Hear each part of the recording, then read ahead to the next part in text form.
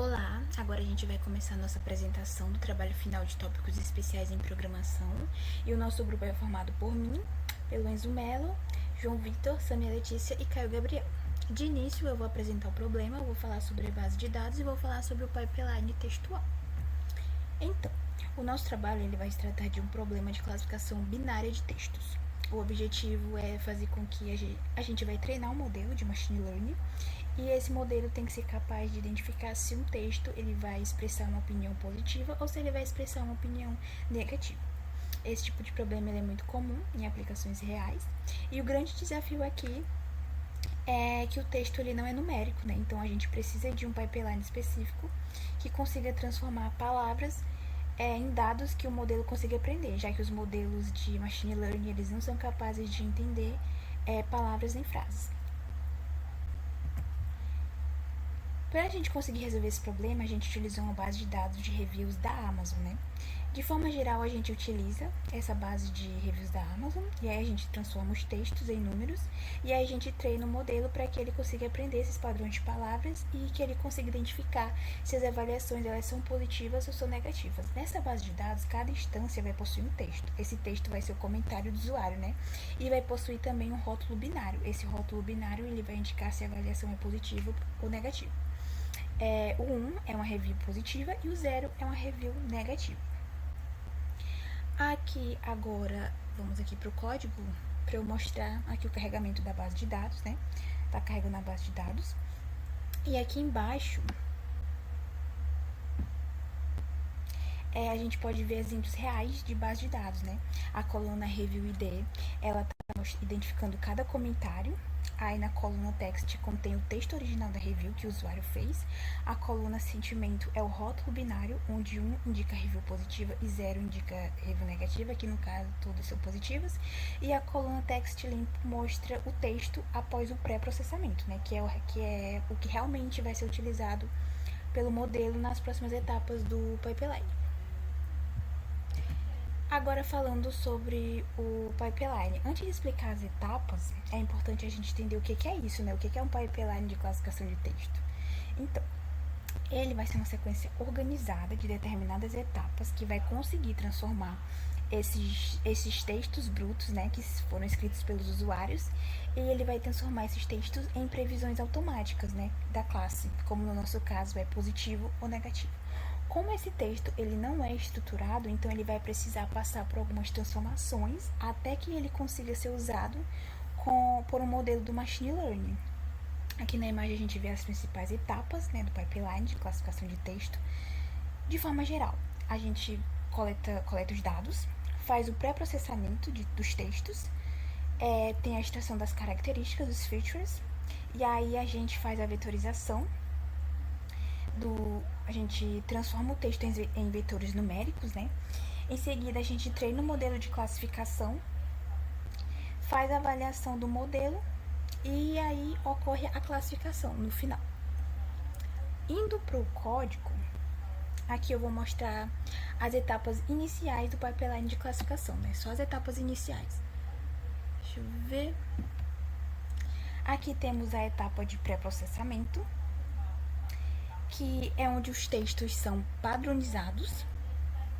Em seguida, aqui tem a remoção das palavras comuns, né, das stop words. O que são palavras comuns? São as palavras que não vão ajudar em nada na classificação. São os artigos, são as preposições, esse tipo de palavra. E depois, o texto é transformado em vetores numéricos. Todo o texto é transformado em vetores numéricos para o modelo de machine learning conseguir entender. Lembrando que eu só estou mostrando as etapas iniciais do pipeline de classificação de texto. E aí, por fim, a gente vai fazer aqui a diferenciação, né, de um pipeline tabular, que é o mais utilizado, é o mais tradicional, de um pipeline de texto, que é o que a gente está utilizando. Então, em dados tabulares, que é no pipeline tabular, os dados eles já vêm estruturados, né? As colunas já são bem definidas, como por exemplo idade, salário, etc. E o pré-processamento ele costuma ser muito mais simples do que o pipeline de texto.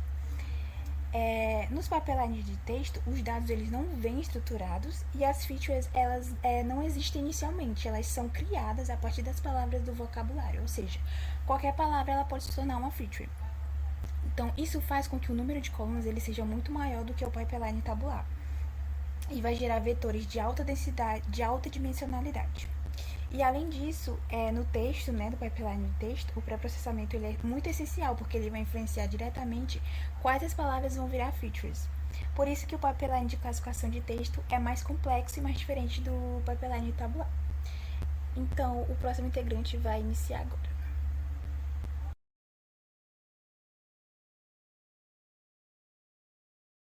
Dando continuidade à explicação do trabalho final de tópicos especiais em programação, eu sou a Samia e vou falar um pouco sobre o BOL e o TF-DF como representações para auxiliar no treinamento da nossa base de dados em texto. Inicialmente, fiz esses importes aqui desse pacote do sklearn para a parte de vetorização do BOL e do TF-DF.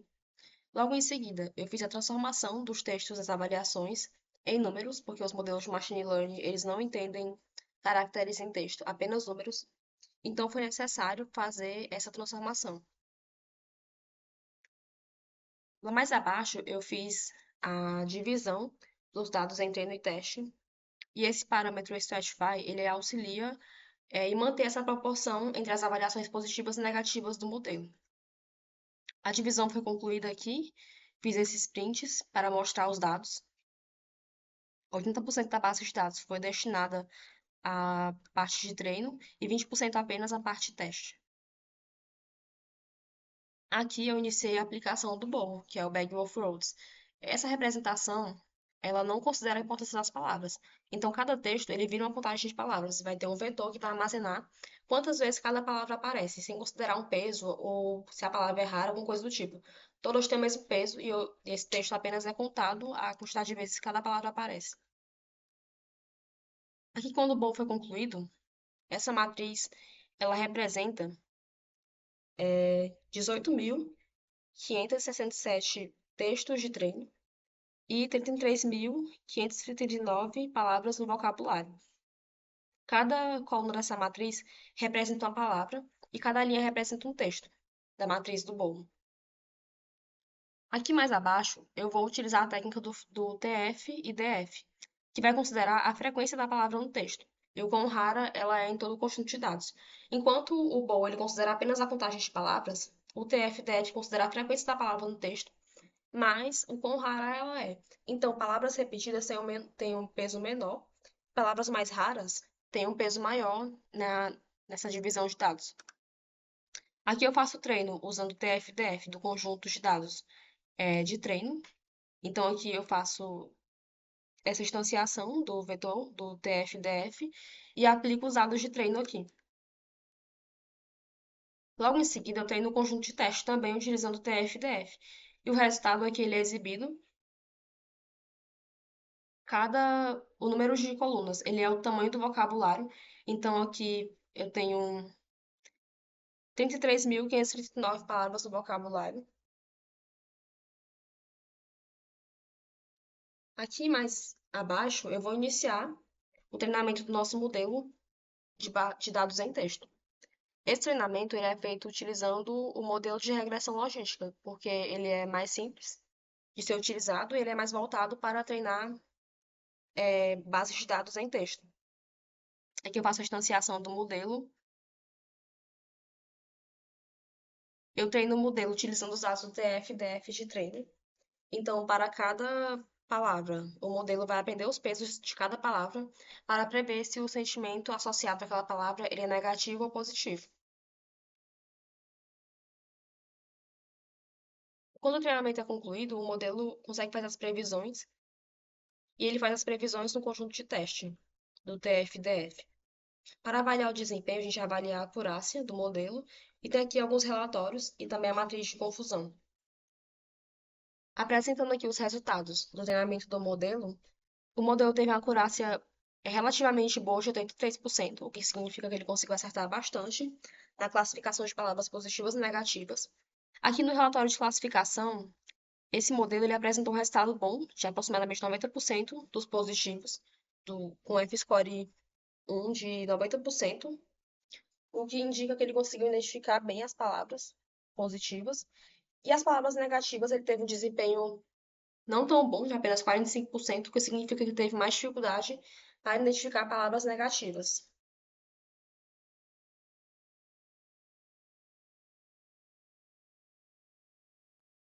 Olá, pessoal. Vamos falar agora aqui um pouquinho sobre o LIM, né? Que ele significa Local Interpretable Model Agnostic Explanations, que basicamente ele é uma técnica que nos ajuda a entender, né? Porque o modelo fez uma previsão específica, né? A grande sacada do LIM é que ele não tenta explicar o modelo inteiro de uma vez, que até seria muito complexo. Em vez disso, ele foca, né, em uma única previsão, que seria uma explicação local.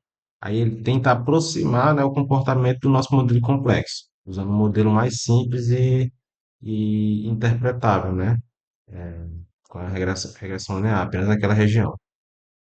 Bem, partindo aqui para o nosso exemplo, né, do nosso código aqui, a gente já começa aqui notando que depois das importações, né, a gente já começa a trabalhar com a função importante aqui, essa predictor, né, que basicamente, né, primeiro a gente define essa função, né, já que o lim ele é agnóstico ao modelo, né, isto é, ele trata o nosso modelo como uma caixa preta, então ele envia os textos para essa função, né, e recebe de volta as probabilidades, sem precisar saber como o modelo funciona por dentro, esse tipo de coisa, né.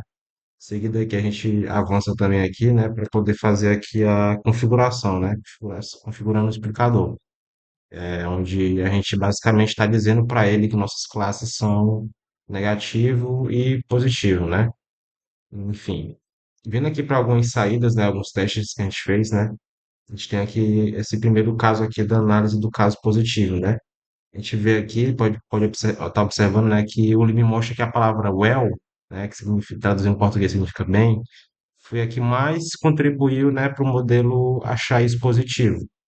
Enquanto também, né, curiosamente, o modelo associa a palavra generic, né, que significa genérico, a algo negativo. O que faz sentido até, né, se a gente for ver em reviews de produtos, né, que geralmente se implica uma qualidade inferior.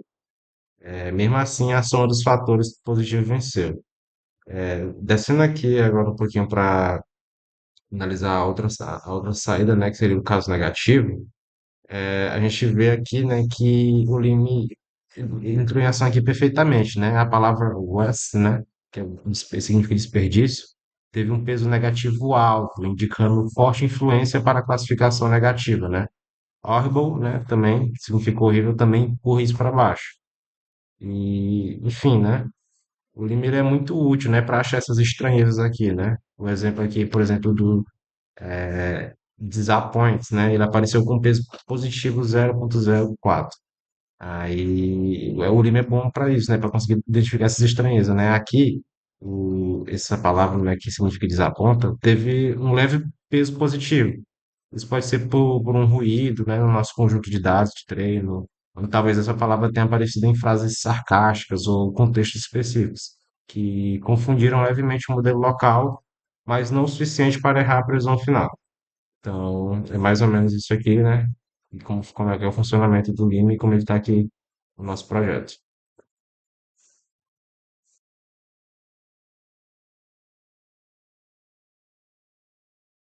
Muito bem, gente. O meu nome é Enzo Melo e eu que responsável aqui no nosso trabalho de tópicos especiais de programação, trabalho final em explicar o SHAP, o SHAP, SHAP, e esse modelo de explicabilidade em processamento de linguagem neural. Comparando com o LIMB, ele é mais robusto, o SHAP, vamos chamar assim. Ele é mais robusto do que o Lime. Por quê? Porque ele me permite explicar, fazer processamentos tanto de forma global quanto de forma local.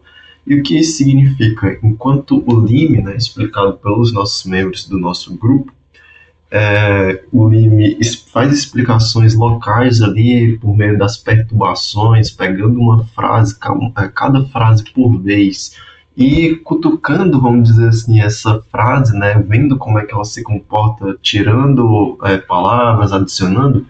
O Chap não faz desse jeito. Ele procura fazer ali de uma maneira mais global, vamos dizer assim. Ele pega todas as frases do meu texto ele consegue fazer uma média de quais palavras contribuíram mais para o meu texto, quais as palavras são mais importantes para o valor final ali de classificação do meu texto, né? No caso, aqui no gráfico global, tem um conjunto de palavras, elas estão em ranking. E esse valor aqui é o impacto dessas palavras dentro do meu modelo. Quanto mais para a esquerda esses valores, pior vai ser a classificação daquela palavra. E quanto mais para a direita, melhor, mais positiva será aquela palavra, né? E aí é que ele consegue fazer um ranking aqui de todas as palavras, né? As palavras mais importantes do meu texto. No caso, waste é a palavra que mais está presente ao longo do meu texto e na situação em que ela está inserida, ela é uma palavra extremamente negativa, ao contrário de great aqui, que é uma das palavras mais importantes também, mas ela é uma palavra extremamente positiva, já que seu valor está mais próximo aqui do 1, né? E isso é o gráfico, seria o gráfico global, que é o gráfico global aqui das palavras mais importantes do meu texto e seu valor. Já no gráfico local, o Sharp consegue pegar aqui uma frase por vez e ver nessa frase o quão as palavras são importantes, né? No caso, ele considerou aqui o works e o well como as palavras mais negativas aqui do meu modelo e o restante das palavras positivas, né? Fazendo essa comparação. Vale lembrar que inicialmente, nessa comparação local, ele fornece aqui um valor base, né? Um valor que ele acha que a frase final do meu texto vai, essa frase final aqui, essa frase que ele pegou localmente, é o valor que ela vai conseguir, mas na comparação mesmo, no resultado final, ele chegou aqui numa dúvida, né? Apesar dessas palavras negativas, tem muitas palavras aqui positivas, ele chegou aqui num valor abaixo do que ele acharia que seria, né? Que seria 1.049, ele chegou aqui no valor de 0,61. A diferença crucial dele para o outro método aqui de processamento de linguagem geral, explicabilidade, o LIM, é porque ele é mais robusto, ele pega ali, ele consegue ser mais exato na classificação das palavras, na classificação do meu texto, né? E justamente por ser um pouco mais robusto, ter uma visão tanto global quanto local, ele também demora mais para processar, ele é um pouco mais caro, exige um pouco mais de processamento, justamente porque o Lime ele processa apenas localmente, pegando uma frase por vez e fazendo perturbações nela, e aí ele consegue ser um pouco mais rápido, né? Ele não consegue ser um pouco mais exigente. Enfim, sou o Enzo Melo, repito, e vim explicar aqui o comportamento desse método, né, de explicabilidade, processamento de linguagem neural, SHAP, e mostrar para vocês os gráficos, né, tanto global quanto local no nosso trabalho. Enfim, é isso que eu tinha para falar aqui para vocês, agora eu vou passar a palavra.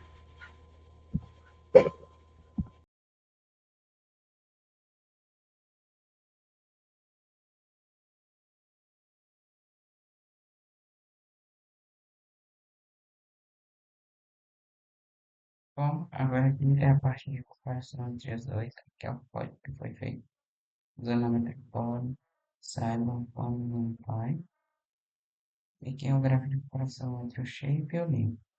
Bom, aqui nós temos que o lim tem uma queda decrescente de todas as palavras, e assim vai indo constantemente, uma de maior importância no topo e as de menor importância embaixo. E no shape e no limb você pode ver que tem uma diferença. Os gráficos são meio bagunçados, meio em desordem.